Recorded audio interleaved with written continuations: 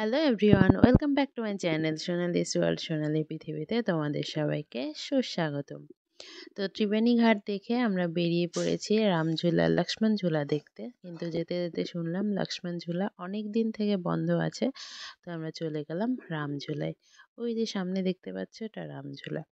আর এখানে জল দেখে আমরা যথারীতি অনেকটাই খুশি। তো এখানে দাঁড়িয়ে ভিউটা এনজয় করলাম একটু। ওই যে দূরে পাহাড় দেখা যাচ্ছে এবং রামঝোলার সামনে এরকম একটা মার্কেট বসেছে, যেখানে অনেক কিছু দেখলাম আছে। মানে ঠাকুরের বাসনপত্র থেকে শুরু করে কসমেটিক্স, জামা কাপড় আর অনেক অনেক গোপাল আছে। তো সেগুলো দেখতে দেখতে আমরা এগিয়ে চলেছি।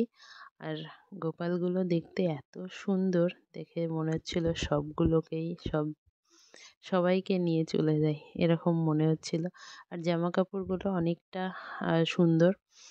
ব্যাগ ছিল, ব্যাগগুলোও দেখতে খুবই ভালো, কিন্তু ভালো হলেই তো আর নেওয়া যাবে না। তো যাই হোক, শীতের কাপড় জামা কাপড়ও দেখলাম অনেক কিছু। তো দেখতে দেখতে এই যে চলে এসেছি রামঝোলার সামনে। এখানে এখন আমরা যাব। তো সামনে ওই যে দেখতে পাচ্ছ হনুমানগুলো বসে আছে, তো তাদের ভয়ে ভয়ে ফোনটা লুকিয়ে নিয়ে উঠলাম। দেখলাম যে এখানে রাফটিং করে আসছে সবাই। এই যে দেখো, মানে এইখানে এই যেই জায়গাটায় আমরা রামঝুলাটা যেখানে আছে, সেখানে অতটা ওয়েভ নেই, ঢেউ তেমন নেই, স্রোতও নেই। তো এখানে এসে রাফটিং শেষ হয়, যেটা শুনলাম। তো এই যে সব আমরা দেখতে দেখতে যাচ্ছিলাম, আর এই যে এদের এনজয় করা দেখছিলাম। তো এরা রাফটিং শেষ করে এদিক দিয়ে যাচ্ছিল। তো তারপর ভিউ এনজয় করতে করতে আমরা রামঝোলা পার হচ্ছি।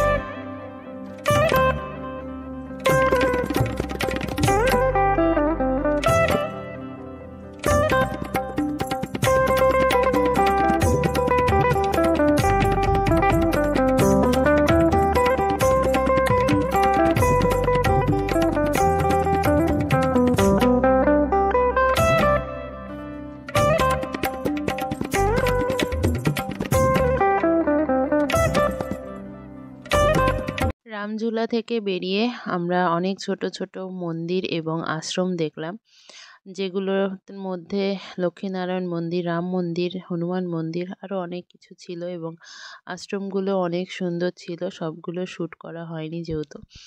তো এখন আমরা এগিয়ে যাচ্ছি পরমার্থ নিকেতনের দিকে, যেখানে বলা হয় জীবন্ত শিব ধ্যানমগ্ন আছে, কিন্তু সেখানে গিয়ে দেখি এটা বন্ধ হয়ে গেছে, আবার খুলবে সেই বিকেলে। তো আমাদের হাতে সেই সময়টা নেই, বাইরে থেকে একটা শ্যুট নিলাম, নিয়ে পরমার্থ নিকেতনের সামনেই একটা আশ্রম ছিল, সেটাও দেখতে অনেক সুন্দর, অনেক সুন্দর বলতে অনেক সুন্দর। তো সেখানে একটু ঢুকলাম, ঢুকে ভেতরটা দেখে বেরিয়ে আসলাম। তো চলো ভেতরটা দেখতে থাকো।